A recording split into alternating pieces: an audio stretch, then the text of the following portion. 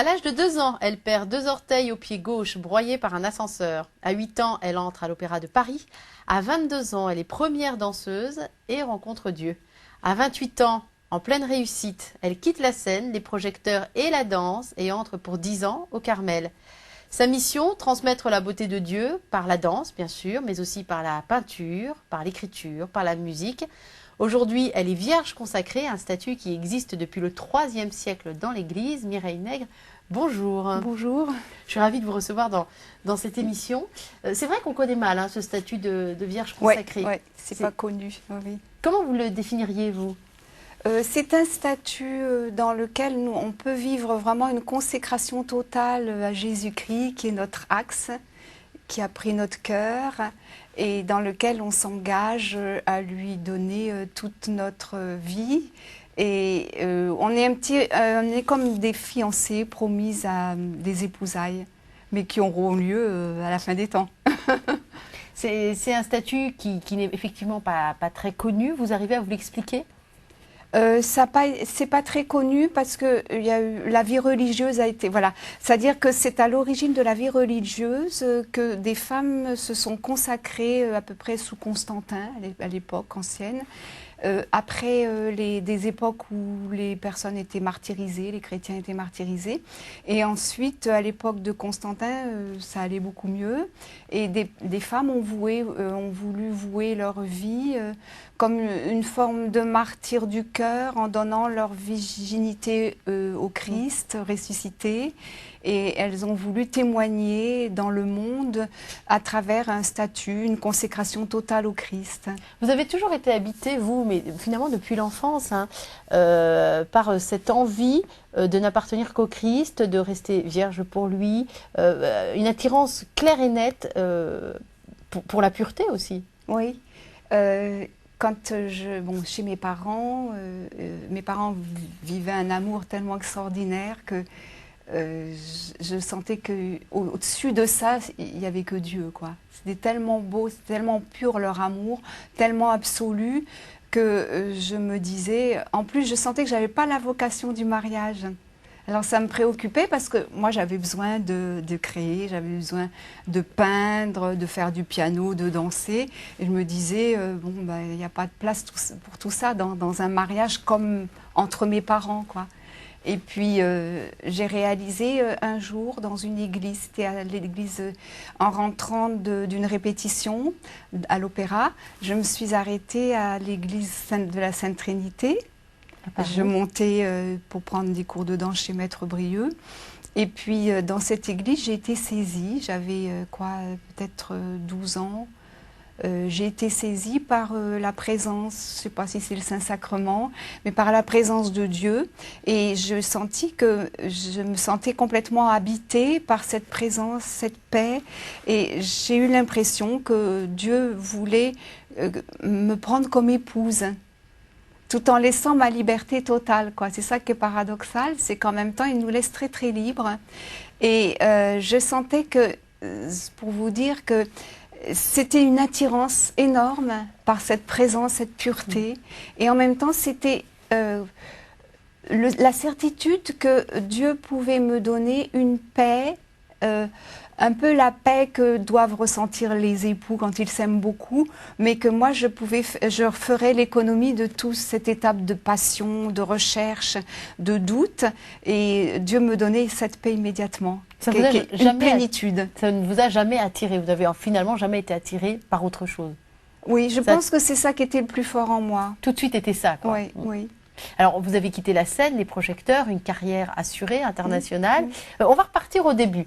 Vous avez 2 ans, vous êtes une petite fille, peut-être un petit peu espiègle, un petit peu... très espiègle. Voilà, joueuse, très gaie, oui. À qui il est arrivé un grave accident. Nous revenions d'une promenade au parc Montsouris, j'avais 2 ans, j'étais vraiment petite. Mon frère a 2 ans de plus que moi, donc on avait joué, on avait chahuté au parc.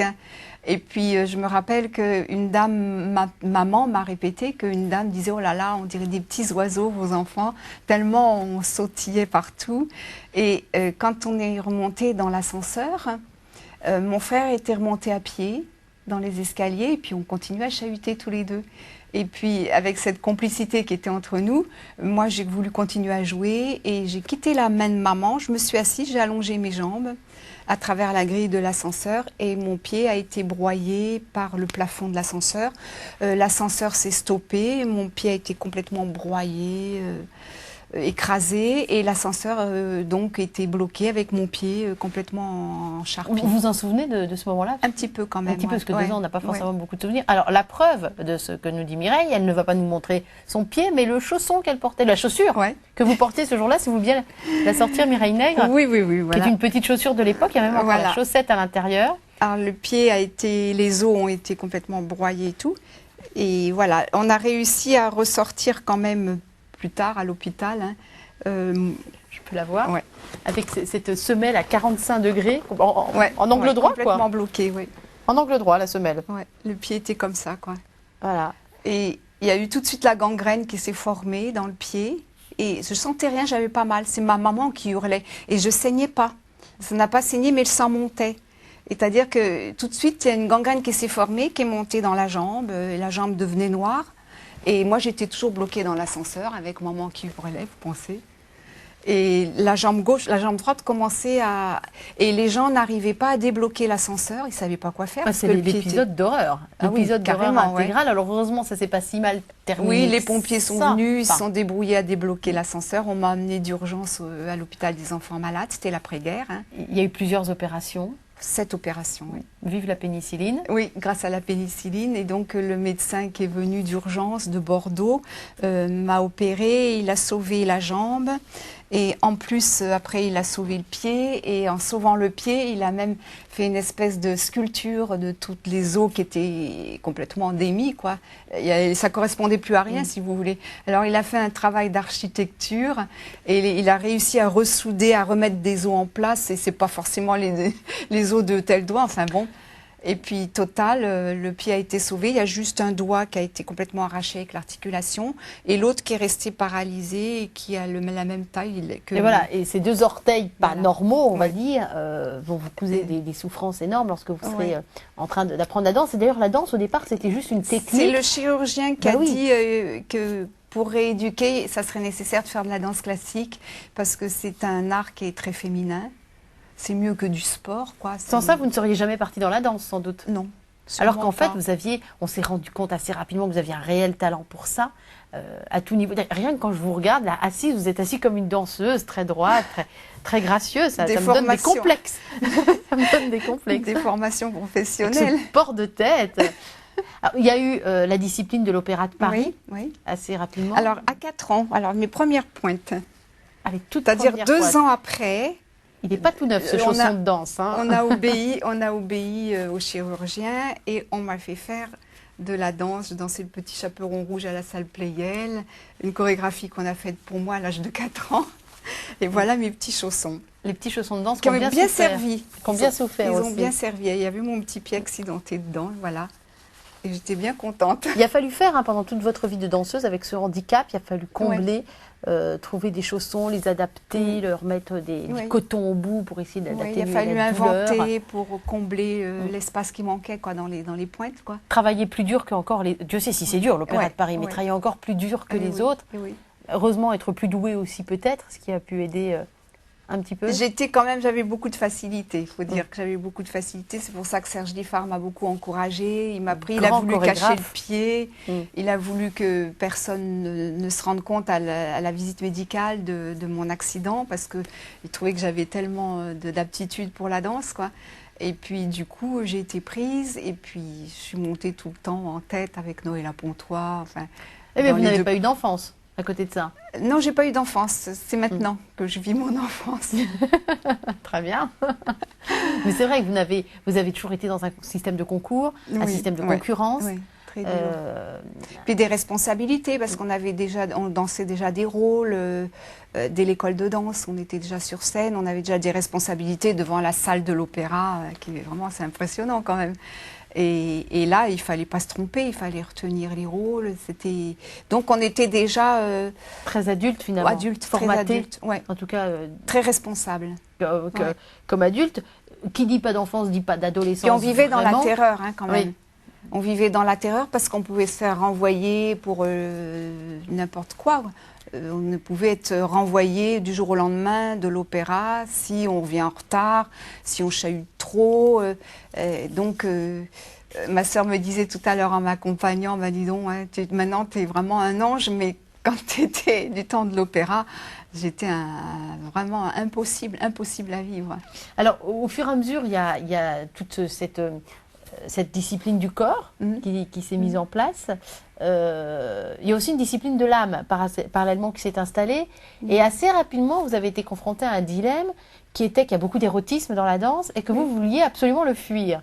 Alors on vous donnait des rôles parce que voilà, cette superbe jeune femme très, très douée, très bonne danseuse, on lui donnait des rôles oui, moi je me sentais très romantique. Je me sentais très romantique. Et non pas très érotique. Et les maîtres de ballet avaient beaucoup, je sais pas, c'était une sorte de provocation. Enfin, ils essayaient de me faire jouer ce pourquoi j'étais pas faite. Alors comment on fait?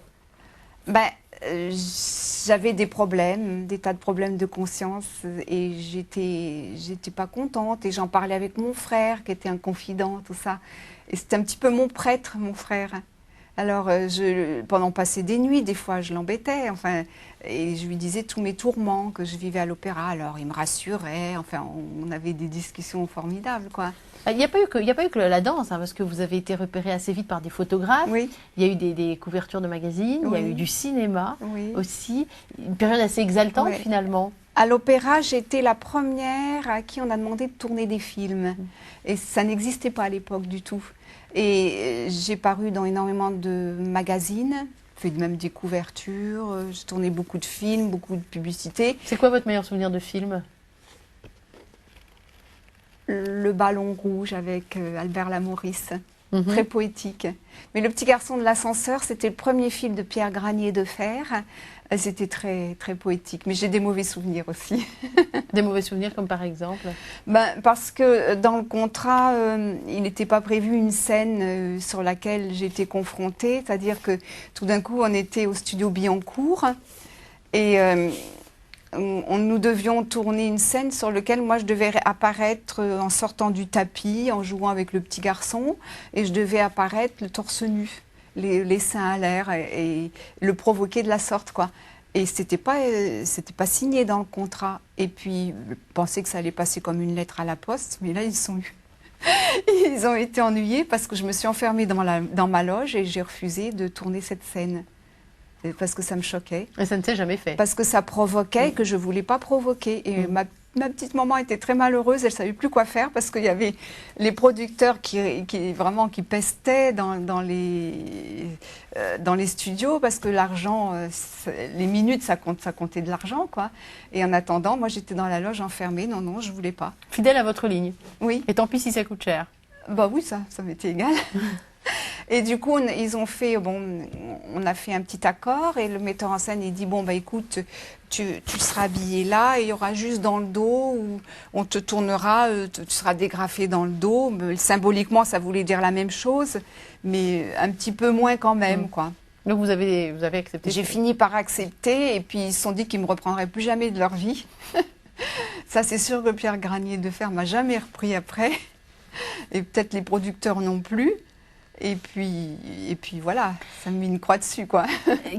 Qu'est-ce qui fait que un jour on est dans les magazines, on est dans les films, on est danseuse étoile à l'Opéra de Paris. Qu'est-ce qui fait qu'un jour on se dit bah tiens, je vais rentrer au Carmel de Limoges? Comment on passe d'une scène? Justement, j'avais donc des conflits, des prises de conscience vis-à-vis des rôles qu'on me faisait danser. Et, enfin, de là à dire je vais au Carmel. Et puis je trouvais plus ma raison de vivre. Dans la danse? Surtout, dans tout, dans la vie. C'est-à-dire que j'ai placé la danse au plus haut que tout, c'était mon absolu. Et en même temps, dans la vie, j'avais une recherche permanente. Je me disais, mais quelle est ma religion, quel est mon Dieu? Parce qu'on dansait pour des tas de dieux. Et moi, je ne savais pas quelle était ma religion. Je ne savais pas quel était le visage de mon Dieu à moi, et lequel je pouvais invoquer, quoi. Et donc, je ne trouvais pas de raison de vivre. Et en même temps, bon, je cherchais peut-être l'homme de ma vie aussi. Et je ne savais pas. Et j'avais quand même le souvenir de cette présence que j'avais ressentie dans l'église. et qui restait en moi comme quelque chose qui m'attendait, quoi. Et j'ai cherché, j'ai fini par... Vous êtes passé par le bouddhisme hein, pour la recherche. Oui, oui, oui. Il y a un détour par le bouddhisme. Oui, parce que quand j'ai eu un accident au genou, ben, suite finalement à des compensations que j'étais obligée de faire avec mon pied, et ça avait fait des compensations dans le genou, et du coup j'ai eu les ménisques abîmés, et c'était au moment du concours de ma nomination de première danseuse. Et puis le chirurgien, c'était pas encore très au point à l'époque, me disait bon ben là il faut opérer les ménisques et après c'est fini la carrière quoi, on peut plus danser après. Et puis à ce moment-là, j'ai fait connaissance d'un professeur de yoga.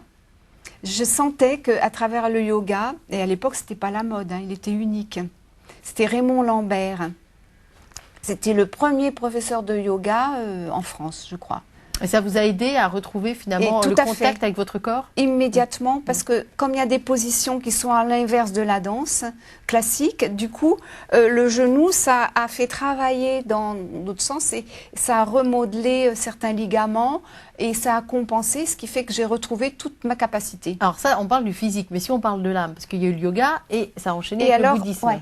Alors, dans le yoga, à la fin du yoga, on avait souvent des petites positions, des moments de zen, de méditation transcendantale. Et je trouvais ça extraordinaire et je trouvais une paix fantastique. En plus, le professeur de yoga qui dégageait une sérénité incroyable et nous avait dit, écoutez, quand vous êtes en paix avec quelqu'un, soyez sûr que cette personne est un sage. C'était vraiment le cas pour lui.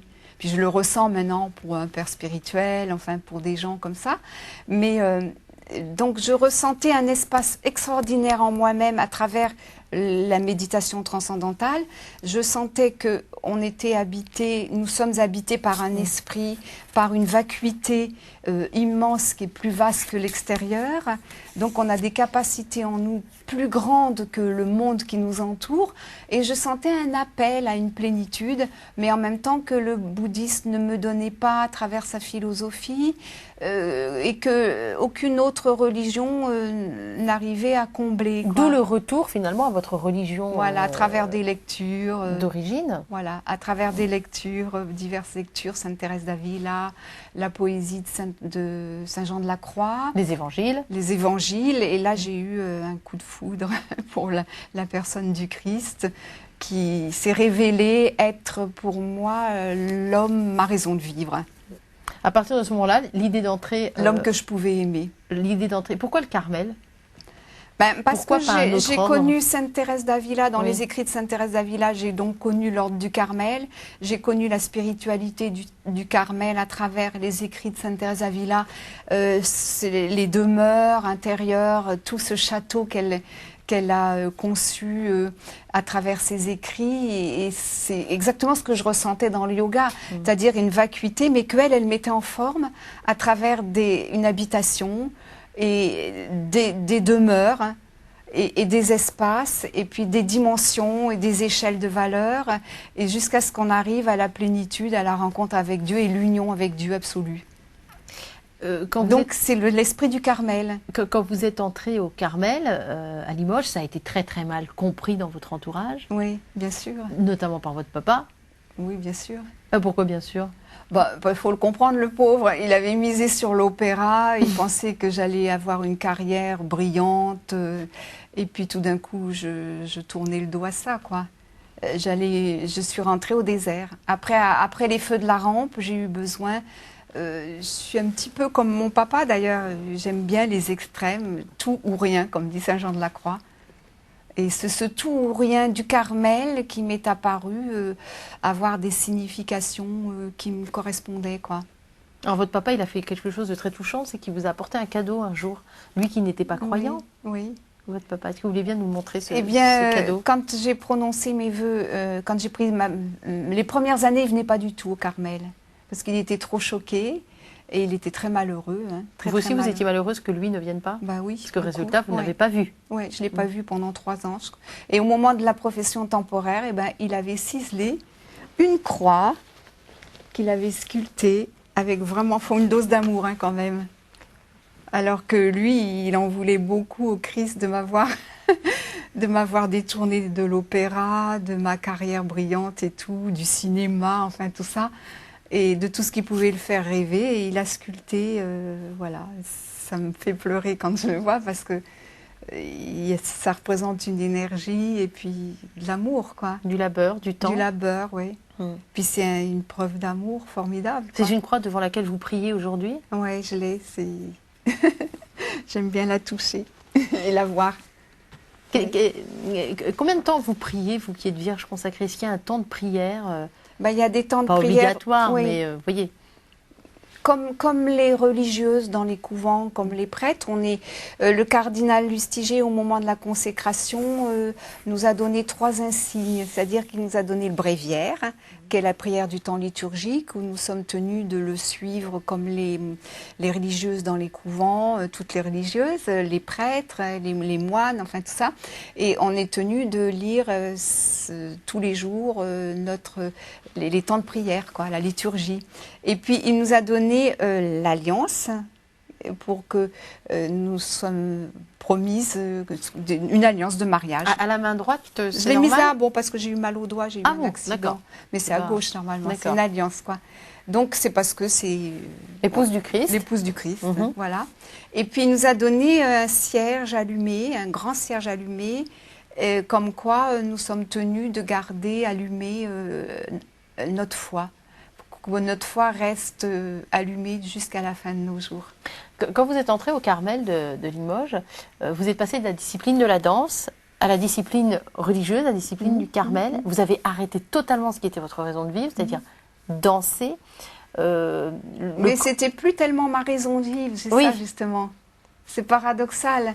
Ça avait été, ça avait été mon absolu depuis toute petite, quoi. Mais en même temps, je sentais que ça débouchait sur des conflits.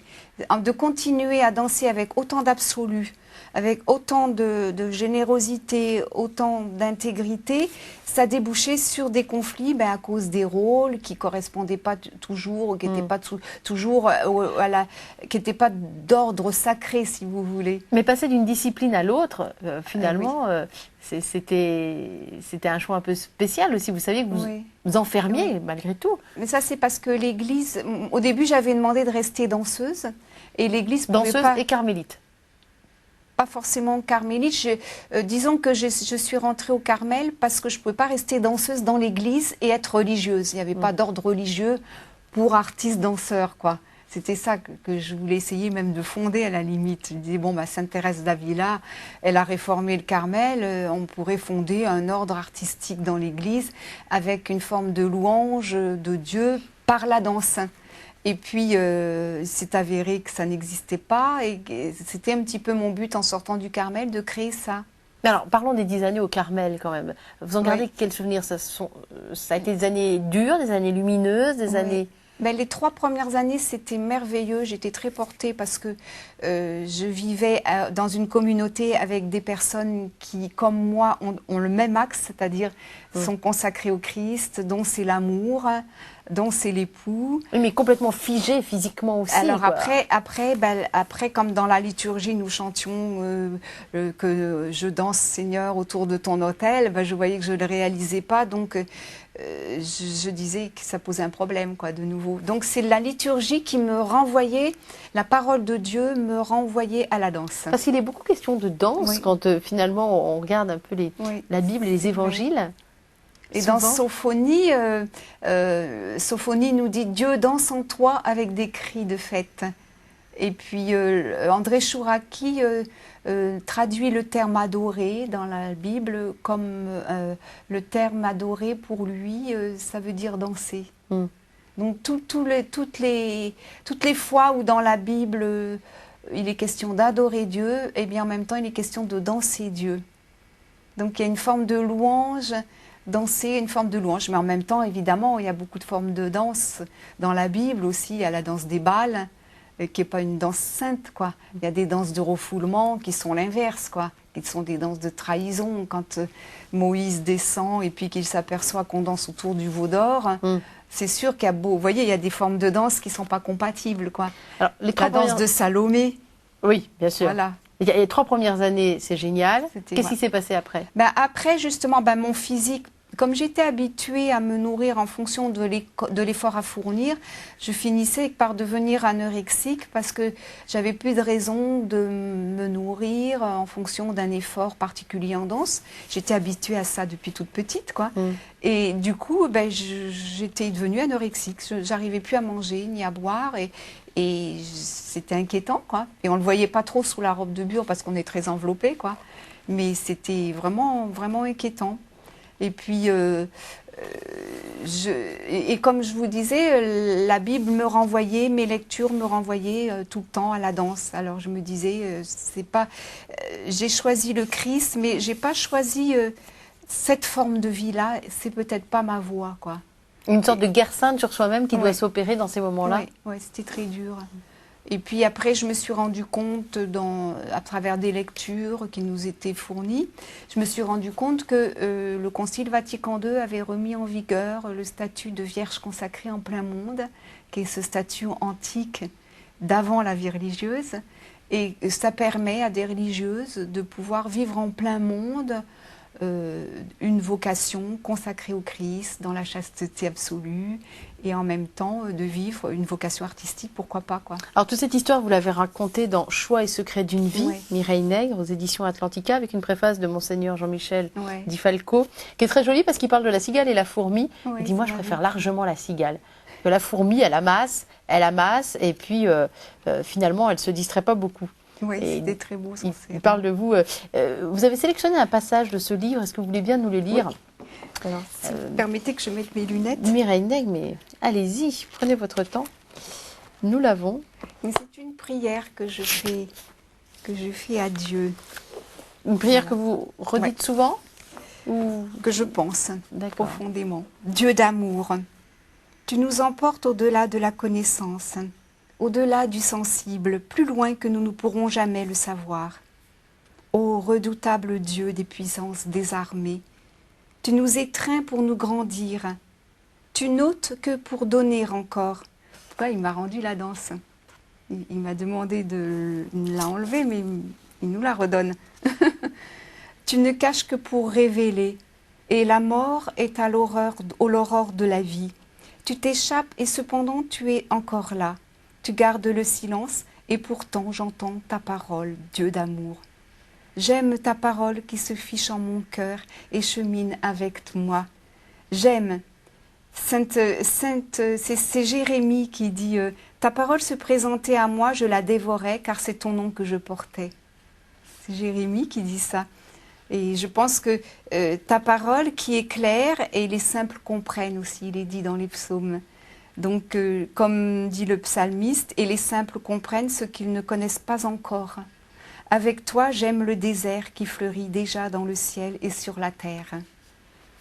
Et puis alors, j'ajoute, ben oui, que cela se situe un peu dans le rêve, dans l'au-delà de tout ce qui existe. C'est un voyage ailleurs, à l'intérieur, là où tout s'harmonise, dans le secret. Comment vous l'imaginez, le paradis, Mireille Nègre? Est-ce qu'il existe? Oui, mais je pense qu'on ne peut pas imaginer ce que ça sera, quoi. Comment vous imaginez l'après? Comment vous aimeriez que Mais ce soit? Si Mireille Je Nègre... suis souvent révoltée quand on me dit oui, mais s'il n'y a pas un peu de négatif, on va s'ennuyer.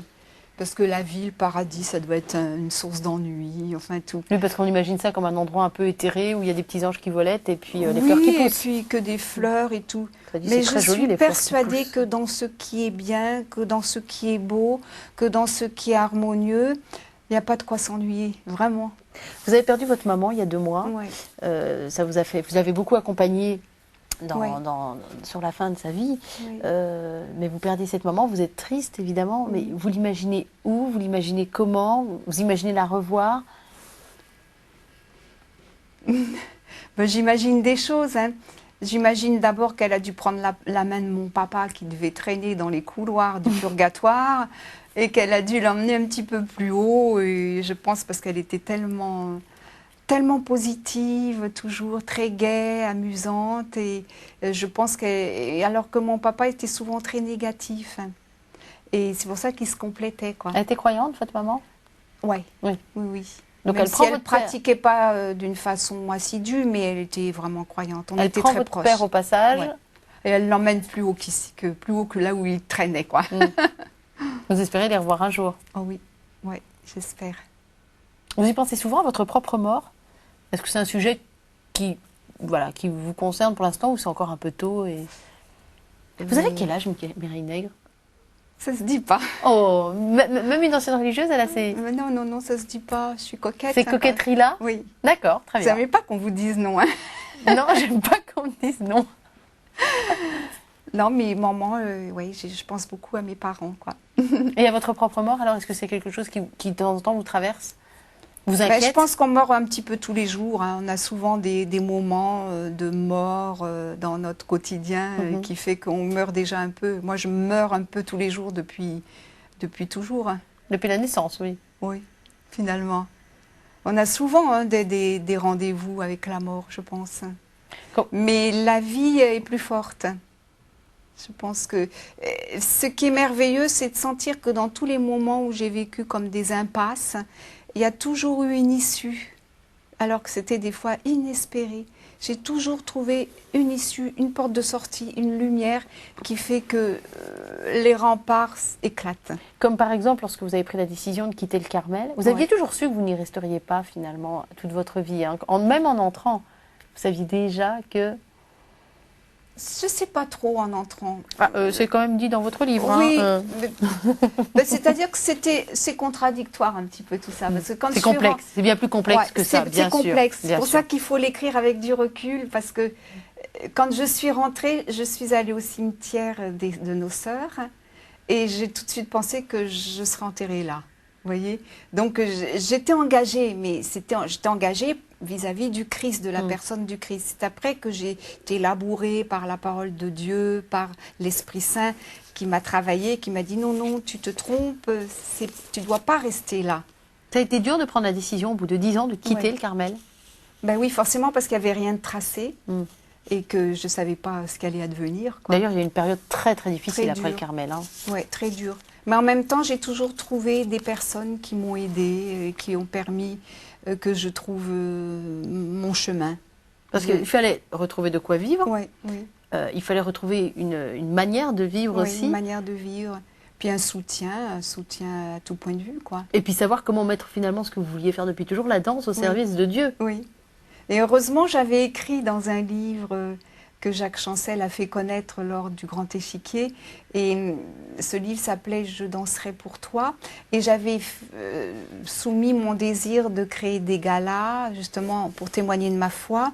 Et immédiatement, j'ai été demandée, ça a duré 15 ans, j'ai été demandée à partir de ce livre. Donc j'ai créé des chorégraphies, j'ai fait trois programmes de spectacle, même 4, dans lesquels je me suis produit pendant 15 ans. Comment on peut danser pour Dieu? Ah, mais ça, les gens se le demandaient, mais quand ils sortaient du gala, ils avaient compris. Mais maintenant, je ne peux plus le montrer. Mais vous ne dansez plus aujourd'hui, pour votre propre plaisir. Pour moi, oui. Ça a été aussi un renoncement et une petite mort, comme vous me disiez, d'arrêter de vous produire en spectacle? Oui, ça a été très dur. Et en même temps, ça a été compensé par le plaisir de retrouver le piano. Parce que je faisais du piano et quand j'étais à l'école de danse, à un moment donné, j'avais une telle passion pour le piano que je voulais rentrer au conservatoire de piano et je ne voulais pas rentrer dans le corps de ballet. Et je commençais à avoir cette idée. Je me disais, je préfère encore, je crois, le piano à la danse. Et puis comme j'ai été engagée dans le corps de ballet, donc c'est mon engagement dans le corps de ballet qui a fait mon choix, quoi. Et du coup, j'étais obligée d'arrêter le piano puisque j'étais trop prise à l'opéra, quoi. Si vous aviez gardé le piano plutôt que la danse, peut-être que vous seriez aujourd'hui religieuse, pouvant très tranquillement pratiquer son art sur un piano. Bah oui, ou un orgue et tout, oui. Alors le piano, vous y êtes revenu, vous faites même des compositions. Oui, oui. Il y a un livre qui est sorti toujours chez Atlantica, Inspiration. C'est à la fois donc un CD avec des musiques composées par vous, des textes, des enluminures. Et je vous propose qu'on en écoute un extrait, si vous voulez bien.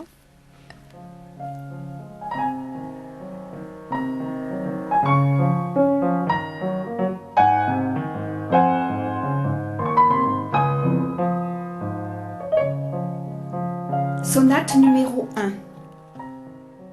Deuxième mouvement. Émotion. Au calme retrouvé de nos envols, les sentiments affluent dans le pays de nos immenses attentes, avec d'élégantes harmonies, frémissements de nos plus délicates émotions.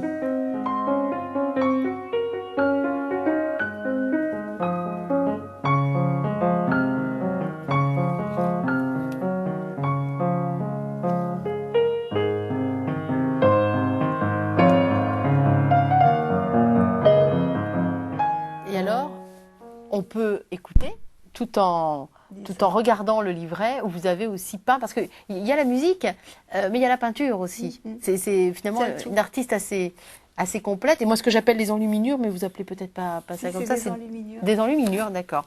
Très bien. Des enluminures, c'est une espèce d'encadrement pour qu'on rentre encore Attendez, plus. montrez-nous les tableaux, parce que Mireille Nègre est venue avec des tableaux Voilà. pour encadrer un motif de peinture, en l'occurrence Oui. ici. Pour rentrer dans le tableau, pour aider à rentrer dans le tableau. Et c'est un ange qui est au bord d'une rivière et qui prie, qui parle à Dieu. Oui. C'est quel ange? Au nom du Père, du Fils, au nom du Père, mettons. Il s'appelle au nom du Père. Non, c'est un ange. C'est un ange, c'est tout simplement un ange. Un archange, un ange. Qu'est-ce que ça vous apporte de remplacer la danse, malgré tout c'est un peu ça, par la musique, par la peinture? Il y a toujours besoin de s'exprimer. C'est un besoin de vivre, un besoin. Je le descends. Oui, on va de regarder d'autres créer. tableaux. C'est un besoin de créer. Je tiens ça de mon papa. Il était tout le temps actif, tout le temps en train d'inventer quelque chose, en train de créer quelque chose. Et c'est un besoin. Toujours faire quelque chose de ses 10 doigts en tout cas. Oui, puis de sa tête, et puis de créer quelque chose. Alors là, c'est une cascade d'eau. Qu'est-ce que C'est ce une tableau? source. Une source Une d'eau. Ah oui, source, tout de suite, oui. ça a une autre signification avec une colombe Ouais, blanche c'est une source. qui vole et un soleil qui se lève. Est-ce que vous faites comme les gens qui font des icônes? Est-ce que vous priez avant de peindre? Je prie tout le temps. Oui. Ah bon, d'accord. Oui. Là, vous êtes en train de Pendant, prier là, pendant oui. que vous êtes avec nous. Oui. Très bien. Ça va? Très bien, très bien. On peut voir Voilà. D'autres? vos œuvres. Allons-y, Allons-y, d'autres. bon, on expose. Hein. Je vous laisse. C'est une exposition en mouvement. C'est une danseuse qui tend ses Claire de mains vers lune. la lune. Claire de lune. Oui. C'est vous cette danseuse Mon âme, disons. qui veut atteindre la lune, mais au-delà de la lune. Oui. Voilà. Et un dernier tableau, un quatrième tableau. Et ça, c'est une forêt. Ça, c'est la forêt du Carmel. Je l'ai peinte au Carmel. J'ai commencé au Carmel. C'est un sous-bois au Carmel. Et je voyais ça avec un petit écureuil qui montait et qui me tapait comme ça sur le tronc parce que j'étais sur son territoire. Et c'était plein de vie. Est-ce qu'on vous a déjà dit, mais je suppose que oui, qu'il y a quelque chose qui est resté très enfantin dans ce que vous dégagez? Mais oui, je vous dis que maintenant, c'est maintenant que c'est je vis maintenant. mon enfance. Non, votre enfance. Et ça se caractérise comment alors, votre enfance, Mireille Nègre? Je m'amuse, je peins, je joue, c'est un jeu en même temps. Quand j'ai commencé à composer, c'est en jouant. D'abord, j'ai tellement travaillé tous les morceaux de Liszt, Brahms, j'ai même sorti un CD de Brahms, bon, tout Schubert que j'adore et tout. Et puis, en terminant Beethoven, la pathétique et tout. Et puis, j'avais un petit truc de jalousie. Je me disais, mais c'est trop beau. Vraiment une envie de faire comme ces compositeurs.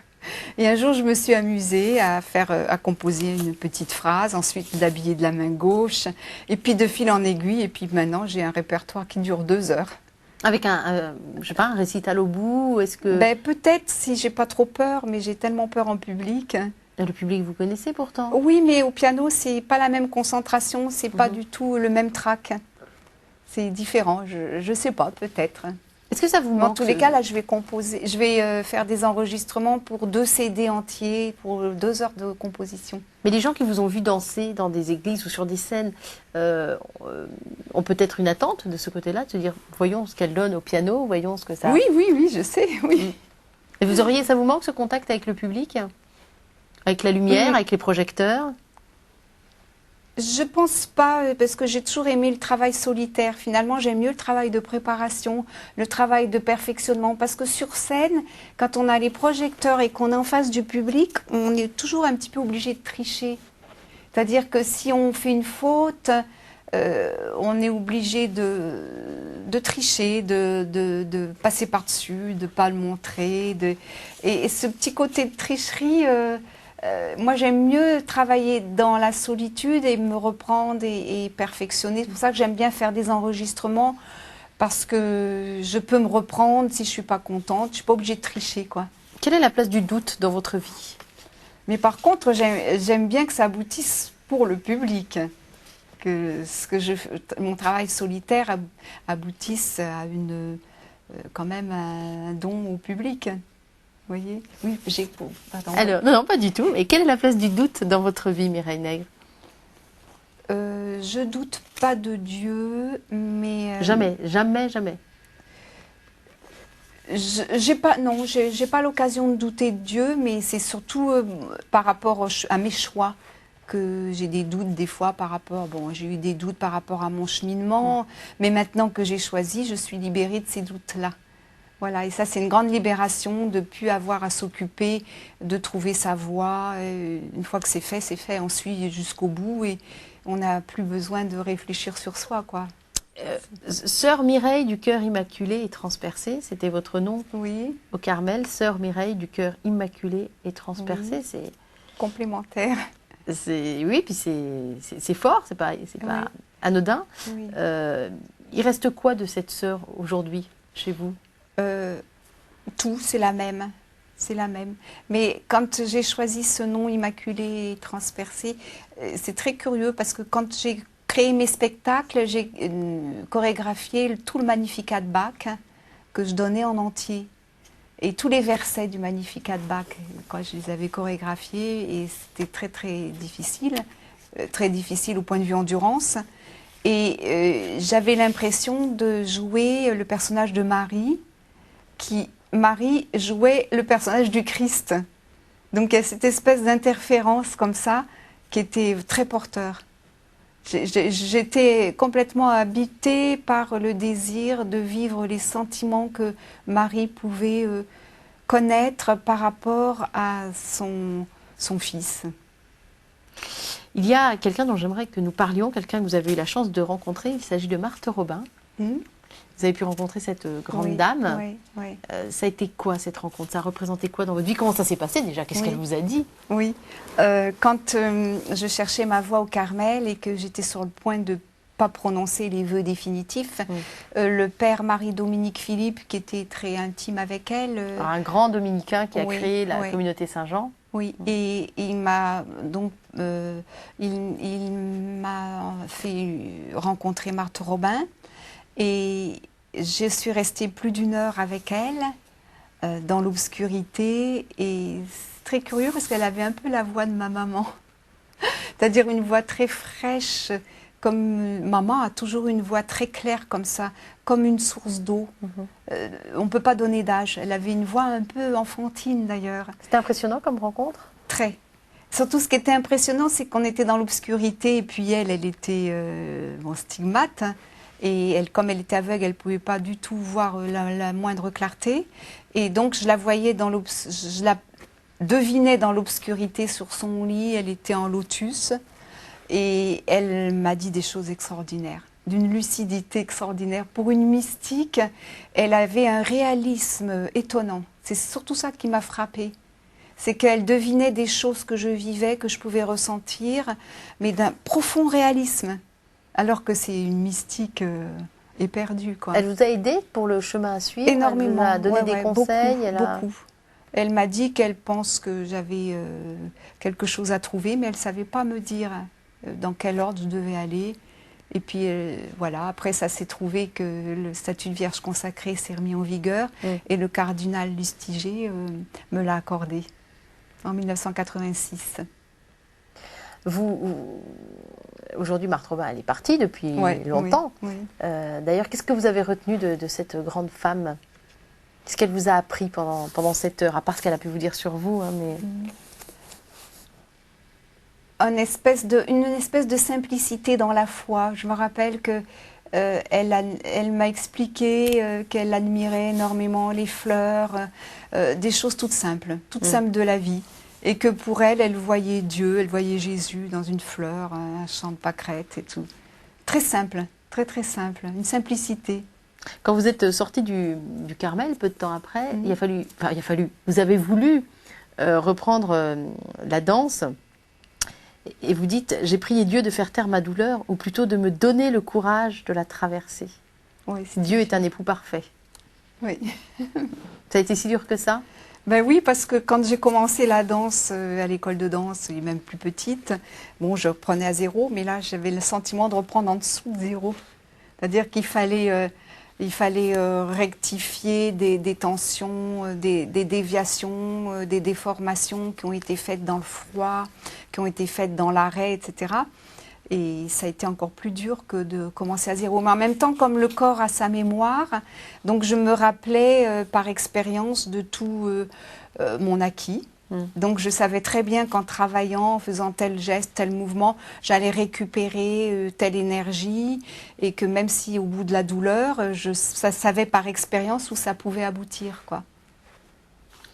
Déchargez-vous de votre fardeau, mettez-vous à mon école, car je suis douce et humble de cœur. Oui, c'est une phrase qui vous avait converti. Oui. J'imagine que c'est une phrase qui vous est revenue dans ce moment-là. Aussi, déchargez-vous de votre fardeau. Oui. Parce que justement, j'avais énormément de conflits à l'opéra et quand j'ai lu cette phrase, j'ai senti que cette personne de Jésus qui était vraiment, qui est le saint des saints, quoi. C'est l'homme le plus saint qui puisse exister. Donc il est tellement saint que c'est Dieu. Donc c'était en même temps l'époux que je pouvais aimer, l'homme que je pouvais aimer, et en même temps le Dieu que je pouvais adorer. Donc j'étais sûre de ne pas me tromper d'infini, et j'étais sûre de ne pas me tromper d'homme non plus. Est-ce que vous avez une devise, Mireille Nègre? Je danserai tant que je dure. C'est pas de vous, ça? Non, c'est un psaume. Ah oui. Et c'est mon identité, en fait. C'est votre identité. Ouais, je pense. Même si je danse pas, je danse ma vie. Pourtant, le curé d'Ars, il n'était pas trop pour la danse. Hein. Oui, c'était satanique pour lui. La danse, lui. c'est l'objet de Satan, oui, disait le curé d'Ars. Vous en faites quoi de ce genre de phrase? Bon, rien. Vaut mieux oublier. Il a fait tellement d'autres choses merveilleuses. Hein. C'est vrai. C'était de la méconnaissance. Tout simplement. Et puis non, c'est parce qu'il voyait l'aspect de la danse de Salomé. C'est vrai que c'est une danse de Satan. La danse de Salomé qui fait que Hérode a consenti à faire couper la tête de Jean-Baptiste tellement il était subjugué par, je sais pas, il était diabolisé par une danse. Où est-ce que vous vous situez, Mireille Nègre, exactement, parce que tant est qu'on puisse, entre le ciel et la terre? On a l'impression que vous flottez comme ça entre le ciel. Oui, mais j'ai bien les deux pieds sur terre quand même. Ouais. Je suis bien obligée de m'occuper quand même de la vie sociale, les finances, la crise, enfin tout ça. Donc je suis quand même bien les pieds sur terre, mais en même temps, c'est vrai que je ne me sens pas de ce monde. Je suis dans ce monde, mais je ne me sens pas de ce monde. Je me sens complètement décalée. Je ne me sens pas faire partie de ce monde. Je me sens en décalage. Qu'est-ce qui est complètement étranger à vous, par exemple? Les tendances, les tendances, et puis la façon dont on souligne les divisions, que ce soit en politique, que ce soit spirituellement. On aime bien diviser, je trouve, dans ce monde. Et quand vous priez particulièrement pourquoi? Si c'est pas trop indiscret comme question. Je prie pour essayer de m'unir à Dieu et pour essayer que lui œuvre comme il l'entend.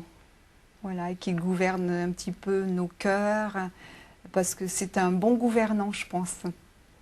Et si on le laissait gouverner, c'est ça qui m'a frappée quand j'étais convertie, quand j'ai relu les évangiles, j'ai dit, mon Dieu, si on appliquait les évangiles, nous aurions la paix sur terre. C'est parce qu'on ne les applique pas et qu'on n'y arrive pas à les appliquer. Mais il y a tout pour avoir la paix sur terre. Hein. Dans nos cœurs, il y a tout.